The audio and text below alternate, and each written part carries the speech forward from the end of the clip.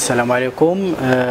معكم عبد النبي أختو، عضو فرقة مسرح الأمل، منظمة لمهرجان دولي لفنون الشارع موسم الفراجة في نسخته الثانية. كيتنظم المهرجان بمدينة مكناس، حيث أن العروض تقام بالشارع في عدة فضاءات، منها ساحة الهديم، ساحة لاكورا، الساحة الإدارية، لالا عودة، وإن شاء الله إلى كتاب حتى ساري السواني.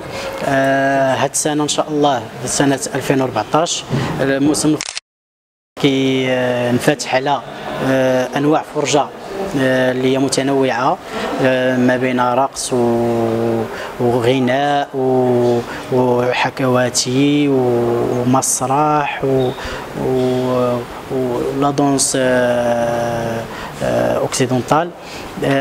بالنسبه للبرنامج، البرنامج اللي هو غني، غادي يكون كل يوم عده عروض في نفس الوقت حتى تتمكن الساكنه المكناسيه من الاستفاده او من الاستمتاع بهذه العروض في مختلف اماكن المدينه. كنشكروا كاع الناس اللي معنا اللي كيعاونونا، اللي هما الاصدقاء في الدرجه الاولى اللي كيعاونونا بزاف، وكنشكروا حتى الفرق المشاركه اللي تقوا في هذه المغامره اللي كنسموها حنا مغامره، وعطاونا الشيك على بياض بأنهم سيكونوا لبنة من لبنات الفرجة بمدينة مكناس. وشكرا.